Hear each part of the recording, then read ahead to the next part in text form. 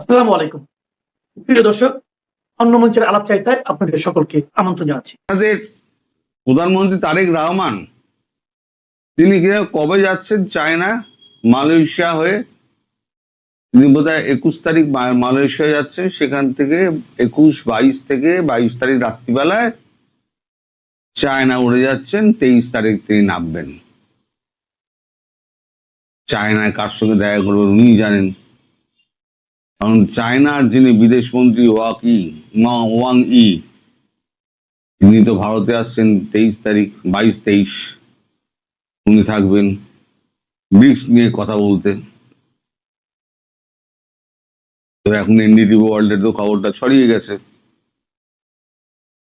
আবার 22 তারিখেই আবার পুতিনের সঙ্গে দেখা করতে উনি চলে যাচ্ছেন, মানে জিনপিং চলে যাচ্ছেন রাশিয়া। সেখান থেকে উত্তর কোরিয়া যাবেন কিম জং উনের সঙ্গে দেখা করতে। সেখান থেকে 29 তারিখ ফিরবেন। তাহলে বিদেশ মন্ত্রীও রইল না, ওদের প্রেসিডেন্ট উনি তো রইলেন না। তো কার সঙ্গে দেখা করতে যাবেন? কোন রাষ্ট্রীয় তো আমন্ত্রণ পত্র নেই, তাহলে কার সঙ্গে দেখা করতে যাবেন? এখানে আমাদের এখানে ব্রিক্সের যেটা বলেছিলাম, যেটা নিয়ে আমাদের মার্কিন যুক্তরাষ্ট্রের এত চিন্তা, ব্রিক্স নিয়ে এই যে এত ঝুঁকে পড়া ভারতের ভেতরে পেছনে ভারতের সঙ্গে চাই, সেটা হচ্ছে আরআইসি এবং ব্রিক্স দুটো আটকাতে। আর এই ব্রিক্সের সম্মেলন হচ্ছে এই বছরের শেষে, আর হোস্ট কান্ট্রি হচ্ছে ভারতবর্ষ। তাই এখানে এসে তিনি প্রধানমন্ত্রীর সঙ্গে দেখা করবেন, তিনি অজিত দোভালের সঙ্গে দেখা করবেন, তিনি বিদেশ মন্ত্রীর সঙ্গে দেখা করবেনই। এখন যখন দুই মাথা যখন এখানে, এবং শোনা যাচ্ছে যে খুব শিগগিরই, আমি যেটা আগেও আপনাদের বলেছিলাম, শি জিনপিং এবং পুতিন একত্রে ভারতবর্ষে আসবেন। ডেট এখনো ঠিক হয়নি, কিন্তু একত্রে ভারতবর্ষে আসবেন। এটা ব্রিক্সের আগেই হবে, হয়তো সামনের মাস কিংবা তারপরের মাস। দুই রাষ্ট্রপ্রধান এবং আমাদেরও প্রধানমন্ত্রী, তাদের সকলের ডেট ম্যাচ করবে, টাইম ম্যাচ করবে, সেরকম দেখে তো ঠিক হয়। তো তার সিকিউরিটি অ্যারেঞ্জমেন্ট আছে, ওই দেশের রাশিয়ার সিকিউরিটি অ্যারেঞ্জমেন্ট, বেজিং এর সিকিউরিটি অ্যারেঞ্জমেন্ট, আমাদের সিকিউরিটি অ্যারেঞ্জমেন্ট। কারণ বিদেশি অতিথি এলে তাদের অন্যরকম সিকিউরিটি সিস্টেম হয়, তো সেগুলো করতে সময় লাগবে। তাহলে তারেক রহমান যাবেন কোথায়? আর একটা কথা হলো, এই এই যে মার্কিন যুক্তরাষ্ট্র এই যে পাশ থেকে সরে যাচ্ছে, আরো ঝুঁকে পড়বে। যখনই দেখবে চায়নার প্রেসিডেন্ট যখনই এখানে চলে এসছেন, পুতিনও চলে এসছেন, তিনি আরো ঝুঁকে পড়বেন, মোদির সামনে হাত পা জুড়ে ফেলবেন। তাহলে তো চায়নারও তো সাপোর্ট পাবেন না। আর পাকিস্তানের কি অবস্থা এই দেখুন। পাকিস্তানের স্বরাষ্ট্রমন্ত্রী খাজা আসিফ তিনি বলছেন আমাদের টয়লেট পেপারের মধ্যে ইউজ করে ফেলে দিয়েছে। আপনাদের যিনি রক্ষাকর্তা, যার সঙ্গে আপনাদের প্রেম, বড় আব্বাকে বলছে, বড় আব্বা তার আব্বাকে বলছে, মানে মার্কিন যুক্তরাষ্ট্রকে, যে আমাদেরকে টয়লেট পেপারের মতো ইউজ করে ছুঁড়ে ফেলে দিয়েছে। তাহলে আপনাদের কি অবস্থা হবে বুঝুন। তবু তো পাকিস্তান কিছুটা কাজে আসতো, আপনারা তো ঘোড়ার ডিমের কোনো কাজেই আসবেন না। এখন এই আপনাদের আব্বা হুজুরের, মানে পাকিস্তানের এত রাগ কেন?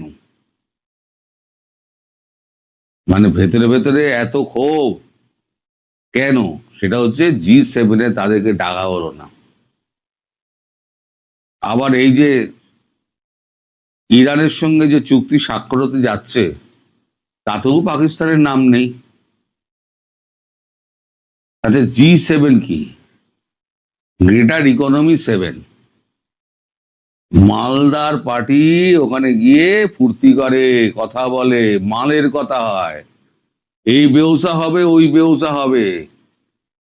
আপনারা তো কি ব্যবসা করবেন? পাকিস্তান, আপনার বড় আব্বার যে আব্বা হুজুর, তার ফাটা পকেট, আপনাদেরও ফাটা পকেট।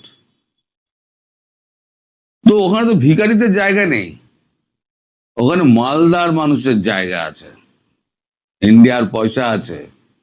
ইন্ডিয়া যাবে, বিজনেসের কথা বলবে, টাকা ফেলবে, মাল নেবে। অবশ্য ক্রেডিট লাইন ফাইন হয় না, টাকা ফেলবো, মাল দাও। পাকিস্তানের টাকা নেই, তাই কেউ টাকা দেয় না। আপনাদেরও টাকা নেই, কেউ টাকা দেয় না।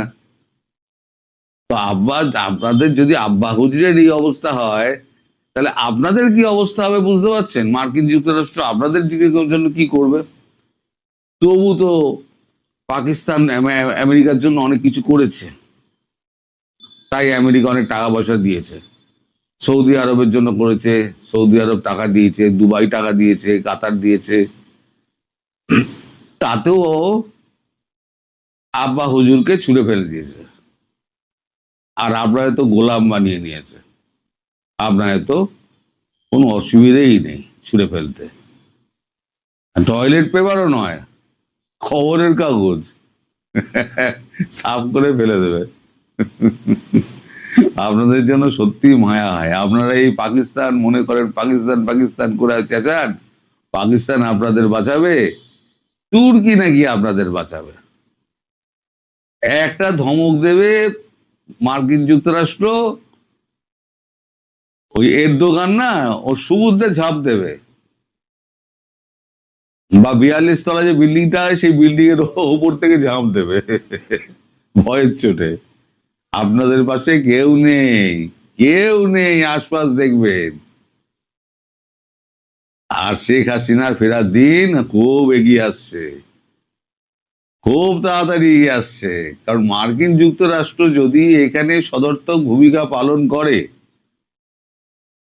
তাহলে কিকের পর কিক, কিকের পর কিক, কিকের পর কিক, এই কিকে সব আপনারা বেরিয়ে চলে যাবেন।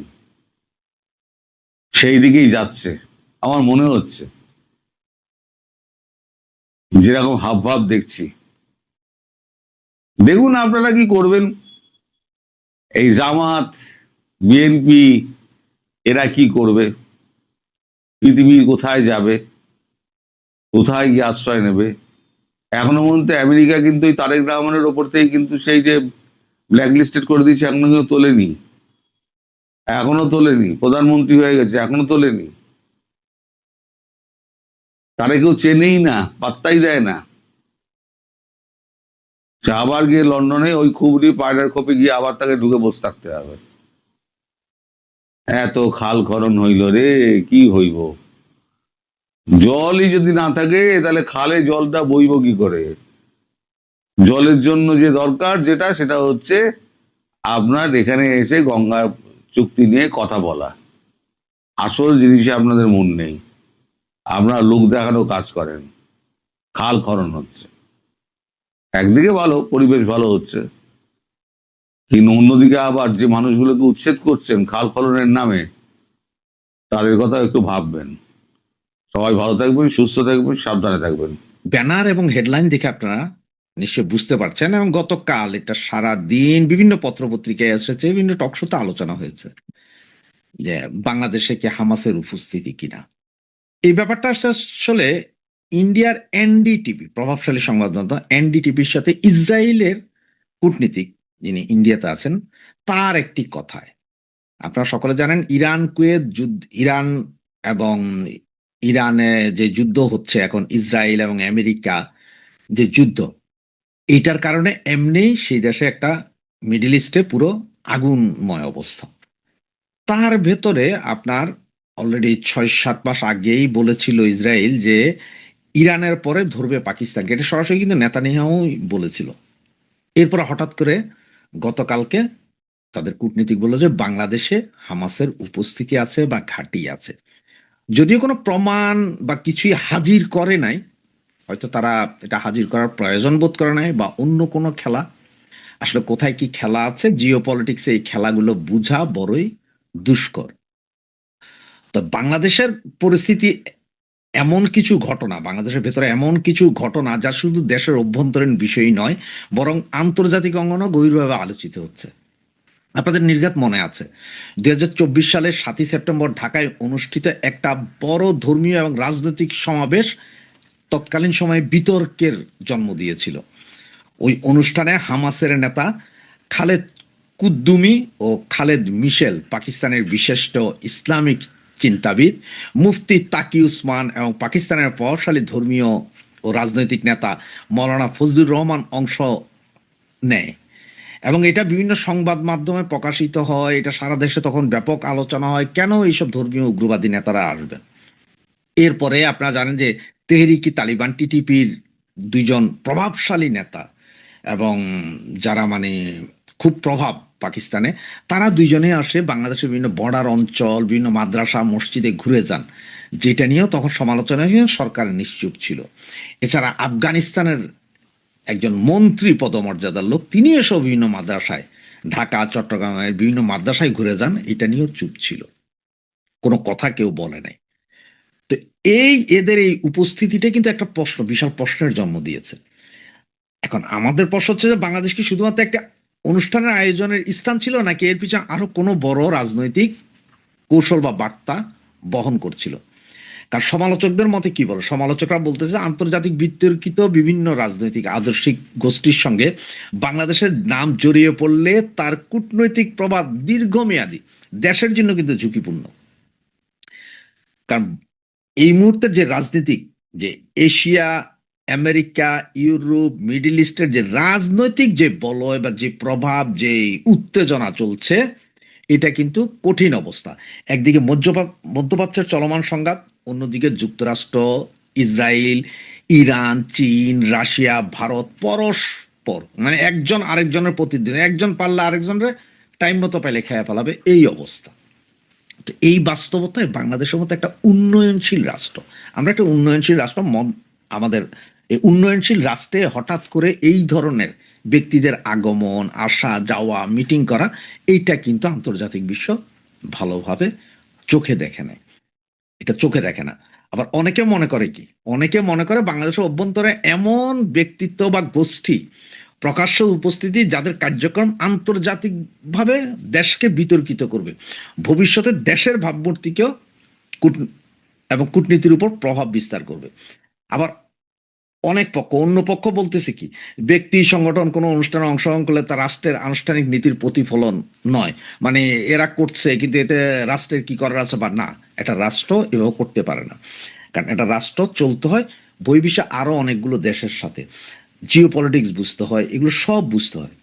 এগুলো কোনো কিছুরই বালাই ছিল না 5ই আগস্টের পরে, যখন ইউনিসিও গভর্নমেন্ট আপনাদের মাথার উপর এসে বসেছে, এবং এগুলো সব কিছুর দায় দায়িত্ব কিন্তু ইউনুসকেই নিতে হবে, এবং বর্তমানও যদি কন্ট্রোল না করে বর্তমান সরকারকে নিতে হবে। আর এইসব ঘটনা বিচ্ছিন্ন না, এটা বৃহৎ একটা প্রতারণার অংশ হইতে পারে, যেটা আমি আগে বলছি, সত্য, গুজব নাকি রাজনৈতিক প্রপাগান্ডা, এটা কিন্তু বিশাল জিনিস। এমনকি আমরা এমন একটা সময়ের দিকে আগায় যাইতেছি, এমন একটা অবস্থার মধ্যে বাংলাদেশটা আগায় যাচ্ছে, যেটা এখন আমাদের চতুর্দিকে সমস্যা, সবার সাথে আমাদের সমস্যা, কারোর সাথে ভালো সম্পর্ক নাই। পাকিস্তানের সাথে সম্পর্ক ভালো করেন, এখানে এসে হামাস উপস্থিত হয়, এইখানে এসে ইসরায়েলি গোয়েন্দা সংস্থা উপস্থিত হয়, এইখানে এসে তেহরিকি তালেবান উপস্থিত হয়, মানে একটা চরম খারাপ পরিস্থিতি। আর আমরা যদি ইতিহাস থেকে যদি শিক্ষা নেই, তাহলে সেটা হচ্ছে সবচেয়ে ভালো কথা। আজকে হয়তো ওদের অ্যাম্বাসেডার বা কূটনীতিক যিনি আছেন, উনি প্রমাণ দেন না, উনি বলছেন পাকিস্তান এবং বাংলাদেশের নামটা নিয়েছেন। আপনাদের নিশ্চয়ই স্মরণ আছে, যেমন ইরাকে মাস ডিস্ট্রাকটিভ ওয়েপেন বা পারমাণবিক অস্ত্র বানাচ্ছে, পারমাণবিক অস্ত্র আছে, এইসব বলে আক্রমণ হয়েছিল। আফগানিস্তানে আক্রমণ হয়েছে, সিরিয়াতে আক্রমণ হয়েছে, এখন ইরানে আক্রমণ হচ্ছে। এগুলো সব কিন্তু আগে প্লট তৈরি করা হয়, 2, 4, 5, 10 বছর ধরে প্লট তৈরি করা হয়। সেম সেই প্লটকে আমরা পড়ছি কিনা। আমরা অলরেডি জানি যে বাংলাদেশের একটা অংশ, ভারতের কিছু অংশ, মায়ানমারের কিছু অংশ নিয়ে একটা ইহুদি রাষ্ট্র গঠন করা হবে বা খ্রিস্টান রাষ্ট্র গঠন করা হবে, এরকম কথাগুলো কিন্তু শুনছি। এবং এটার গুঞ্জন আছে এদিক ওদিক, এই গুঞ্জনগুলো কিন্তু নতুন না, এগুলো আজকে 2 বছর ধরে আমরা কন্টিনিউয়াসলি শুনে যাচ্ছি। এদিকে পাকিস্তানি জাহাজ বাংলাদেশের পোর্টে আসতেছে উইদাউট এনি চেকিং, মাদ্রাসার ভিতরে পাকিস্তানি পিস্তল পাওয়া যাচ্ছে, মেড ইন পাকিস্তান লেখা গুলি সহ। এরপরে 5ই আগস্টের পরে এইভাবে থানা জ্বালায়া দেওয়া, পোড়ায়া দেওয়া, পুলিশ হত্যা করা, সব কিছু কিন্তু হয়তো একটা রাজনৈতিক প্লট তৈরি করার একটা অংশ হইতে পারে। এরপরে তো আপনাদের মৌলবাদীদেরই অত্যাচার আছে, মৌলবাদীদের সে আস্ফালন আছে। তো বাংলাদেশটা আসলে কোন পথে যাচ্ছে? এখন ইসরায়েলের পরবর্তী টার্গেট কি পাকিস্তানের সাথে বাংলাদেশও হয়ে যাবে কিনা, বা ওরা যদি একবার যদি বলে যে হামাস আছে এখানে, এবং এটা জানেন সারা বিশ্ব ইসরায়েল যা বলে তা বিশ্বাস করে, ইসরায়েলের কথা বিশ্বাস করে বা বাধ্য হয়। কারণ মোসাদ পৃথিবীর 1 নম্বর গোয়েন্দা সংস্থার মোসাদ, তাদের ইনফরমেশন ভুল হয় না, আজ পর্যন্ত কোথাও ভুল হইতে দেখিনি। হ্যাঁ, তারা যখন এটা বলতেছে বা ইয়ে করতেছেন, ইসরায়েল কি আসলে এখানে, ইসরায়েল বা আমেরিকা কি খ্রিস্টান বা ইহুদি রাষ্ট্র গঠনের জন্য চিন্তা করছে, নাকি অন্য কোনো খেলা আছে, নাকি মায়ানমারের সেই আপনার আর্ট যেটা আছে, মায়ানমারের যেটা সবচেয়ে কস্টলি এবং যে সামগ্রীগুলো আছে এগুলো উত্তোলনের জন্য এই ঘটনা কি হইতেছে তা বুঝি না, কিন্তু আমাদের ঠেলা দিল এই ইউনুস এবং এই জামায়াত। তারা, আপনারা জানেন যে হামাস আর জামাতের মধ্যে কিন্তু মিল আছে। হামাস হচ্ছে যে মুসলিম ব্রাদারহুডেরই একটা অংশ, আবার তাদেরকে সমর্থন করে কারা? এ জামাতে ইসলামরা। আসলে যে কোন দিকে দেশটা যাচ্ছে বা যাবে তা হয়তো সময় বলে দিবে। তবে এই কূটনীতিক বলা, আজকে হয়তো উনি বলছে, কালকে আরো কয়েকজনে বলবে, আসলে এটা আমাদের জন্য যে একটা বিপদ সংকেত এবং আমরা যে বড় বিপদের দিকে এগিয়ে যাচ্ছি সেটার দিকেই দৃষ্টি দিচ্ছে, সেটার দিকেই আপনাকে ফিঙ্গারপ্রিন্ট করে দিচ্ছে যে আপনি দেখতে থাকেন। সুতরাং চোখ কান খোলা রাখেন, দেখেন কি হয়। আসলে আমরা মনে হয় বিপদেই পড়ে গেলাম। জয় বাংলা, জয় বঙ্গবন্ধু।